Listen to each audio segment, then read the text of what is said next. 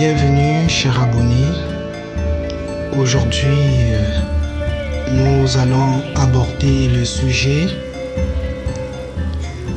portant sur le rêve. Un phénomène général et commun à tous les humains, intriguant et fascinant. Mais c'est un phénomène naturel qui pourtant est présent chez tous les peuples de la terre, dans toutes les traditions, dans toutes les communautés religieuses, spirituelles. Mais le rêve est parfois énigmatique et échappe à l'entendement humain.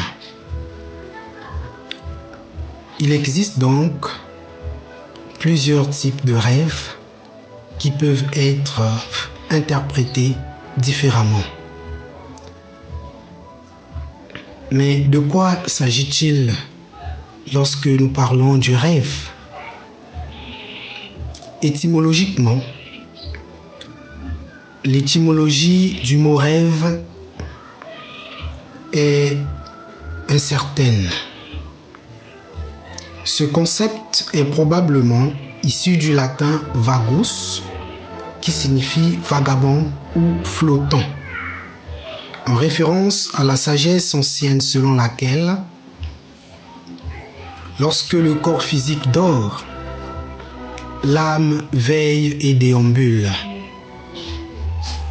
Le rêve désigne à cet effet une activité ou suite de phénomènes psychiques qui se produisent pendant les heures de sommeil. Il peut s'agir d'une succession d'images, de représentations et d'activités automatiques, excluant souvent la volonté du rêveur. Vu sous cet angle religieux, le rêve apparaît comme une disposition de l'âme, généralement nocturne, survenant au cours du sommeil et qui procure à l'individu éveillé des souvenirs, eux aussi appelés rêves.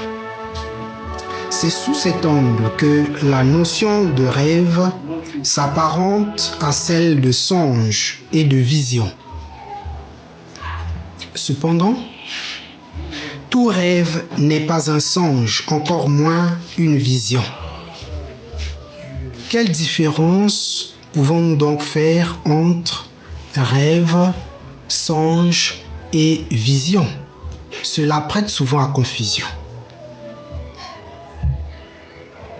Rêve, songe, vision et cauchemar peuvent bien être des synonymes, mais ne signifient toujours pas la même chose. Il est donc important de les distinguer. En rapport avec la notion de rêve, le songe, le cauchemar ou la vision nous amènent à une catégorisation ou une typologie de rêve. La répartition des rêves, faite au XVIIIe siècle par le moine cistercien Alcher de Clairvaux, distingue 5 types de rêves, à savoir l'oraculum, ou le rêve que Dieu envoie à ses émissaires, la visio, ou le rêve prophétique clair, et le somnium, ou rêve nécessitant une interprétation. Il y a également l'insomnium, ou rêve commun et sans intérêt. Et enfin, il y a le phantasma, qui est une apparition fantomatique pendant les premières phases de sommeil, dont fait partie le cauchemar ou l'éphialtès. Quand le rêve exprime simplement la décharge psychique d'un désir en état de refoulement, comme l'a illustré Sigmund Freud, alors le rêve se distingue du songe qui, lui, est considéré comme un rêve symbolique. Dans la sagesse ancienne, le rêve se trouve être réparti en deux grandes classes. Une catégorie des rêves qu'Hippocrate appelle divins et une autre qu'il qualifie de corporels. À la suite d'Hippocrate,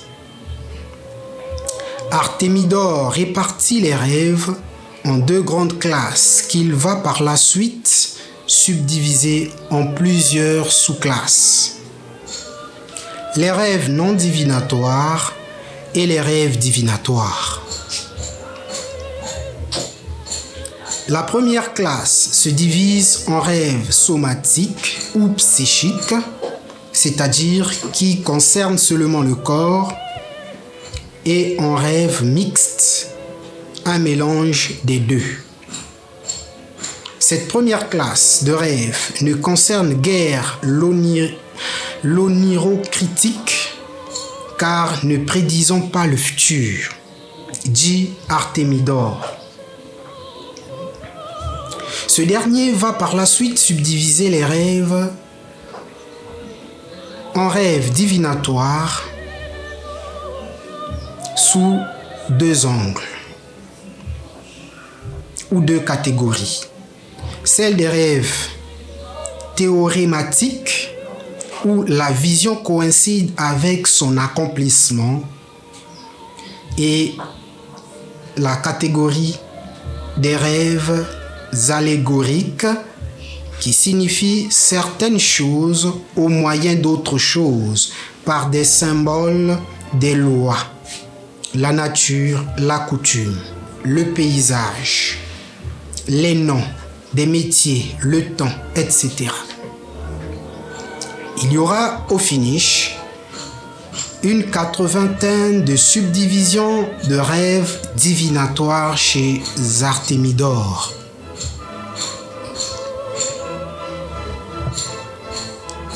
Une fois le rêve fait, surtout lorsqu'il est symbolique, il intrigue et nécessite une interprétation, car le rêve symbolique est une expression voilée, un message qu'il faut décrypter. Pour cela, interpréter un rêve, dit Sigmund Freud, revient à remplacer son caractère manifeste par ses idées latentes, ou, en d'autres termes, à défaire la trame de fond qui a été ourdie par le travail de rêveur. L'interprétation des rêves divins, explique Hippocrate, est réservée aux interprètes qui possèdent l'art exact de traiter ces choses. Et les rêves d'origine corporelle révèlent et relèvent de la compétence du médecin. L'onirie critique précise finalement, Artémidore doit être bien équipé de son propre fond et se servir de sa jugeote et de ne pas s'en tenir au livre. Car si l'on a erré dès le principe, plus on avance, plus on erre. C'est ainsi qu'au IIe siècle avant notre ère, Artémidore développe un système d'interprétation de rêves très élaboré, l'oniromancie.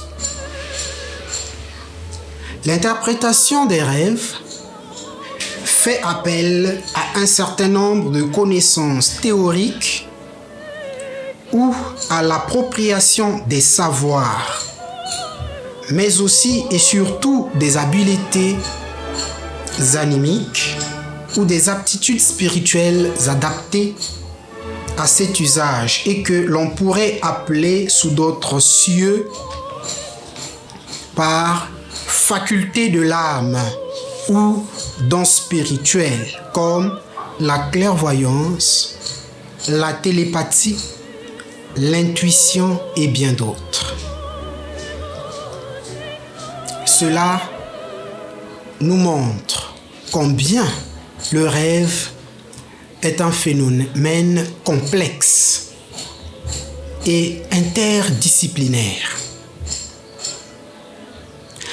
L'interprétation astrologique, kabbalistique, numérologique, analogique et j'en passe des symboles, connaissance de l'état psychique du rêveur ou du dormeur si vous voulez, connaissance de l'heure, du contexte et des circonstances ayant donné naissance au rêve, de l'âge, du signe astrologique, de l'époque, de la personne ayant fait le rêve peuvent entrer en jeu ou être prises en compte dans l'interprétation d'un rêve. Une anecdote pour illustrer ces propos. Il y avait une dame qui s'était rapprochée d'un maître spirituel pour lui faire part de son rêve. Elle avait rêvé d'un chien et d'une personne qui devait mourir. À sa grande surprise, l'interprétation faite par le maître spirituel révèle à la dame qu'elle devrait avoir un garçon, un fils. Ce que la dame avait du mal à croire, mais le rêve s'accomplit tel qu'expliqué par le maître. Quelques années plus tard, la dame refait le même rêve et va voir le même maître spirituel pour son interprétation. Sans tergiverser, le maître lui refait la même interprétation et le résultat fut étonnamment le même. Quelques années encore plus tard, la dame fait de nouveau le même rêve. Et, convaincue de l'interprétation du maître, court à sa rencontre. Mais cette fois-là, le maître était en voyage. Il revenait donc à ses disciples d'interpréter le rêve à la place du maître. Contre toute attente de la dame, qui était déjà convaincue de l'interprétation de son rêve déjà faite par le maître, l'interprétation des disciples n'était pas la même que celle de leur maître. Ces derniers présageaient un décès d'une personne proche de la dame qui, finalement, n'était pas convaincue alors qu'il suffisait juste d'attendre 1 ou 2 semaines pour que son frère meure et que l'interprétation du rêve faite par les disciples se révèle juste. Cela signifie que l'interprétation d'un rêve ne peut se faire de manière statique et préétablie, car le contenu latent d'un rêve peut signifier exactement le contraire de son contenu manifeste, conformément à la loi des contraires et par opposition à la loi des analogies. De même, l'explication des symboles ne peut être figée, puisque le même symbole peut avoir plusieurs sens, quelquefois opposés, selon les circonstances et les contextes. Enfin, les symboles ne doivent pas être expliqués de façon isolée, car ils sont liés et entremêlés avec plusieurs autres choses dans le rêve, comme des lieux, des époques, des personnes, des émotions, des couleurs, des sons, des actions. Et l'intensité, mais aussi la fréquence du rêve sont à prendre en ligne de compte dans l'interprétation des rêves. C'est pour ainsi dire qu'il ne suffit pas de faire un rêve dans lequel on est proche de l'eau ou en contact avec les créatures de l'eau pour dire que nous sommes possédés, attaqués ou côtoyés par les esprits des eaux. Ce serait trop facile à dire. Rêver d'un serpent ne signifie pas toujours que nous sommes victimes des attaques des serpents nocturnes. Cela peut avoir une autre connotation. Il faut donc faire attention à l'interprétation de nos rêves. Et le rêve est quelque chose de particulier, d'intime, que l'on ne devait pas révéler à n'importe qui. Dans l'ancien temps, ceux qui côtoyaient des milieux spirituels ou ésotériques selon le langage, les apprenants ou les apprentis donc, devraient avoir un cahier dans lequel ils consignaient tous leurs rêves.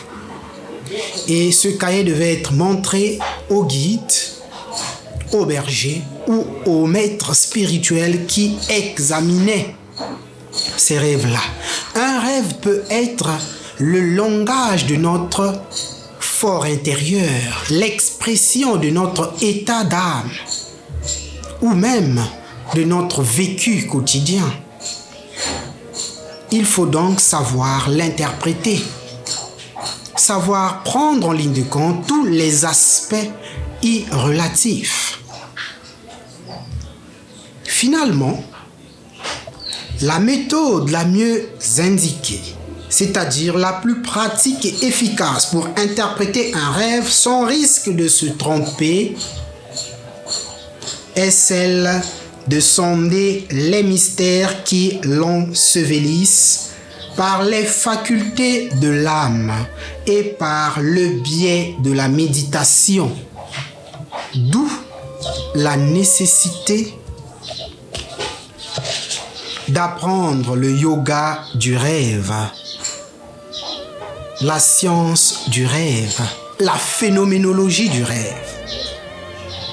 Car le rêve est bien plus qu'un simple acte de rêver. C'est tout un art divin, comme la méditation, le tarot, l'astrologie, la numérologie et bien d'autres. Le rêve peut être perçu comme un art divinatoire, par lequel les dieux ou Dieu communiquent avec les humains. Et le phénomène du rêve en lui-même s'explique par le fait que le corps endormi, l'âme vit des expériences dans l'au-delà. Voilà pourquoi certains rêves peuvent s'avérer prophétiques, annoncer des événements futurs. Mais ce n'est pas le cas pour tous les rêves. Il y a des rêves qui relèvent tout simplement de nos désirs, de nos besoins, de nos caprices. Nous vous invitons pour cela à rester avec nous pour la suite de notre sujet portant sur le rêve et que la paix la plus profonde inonde vos cœurs et resplendisse dans vos âmes. Merci.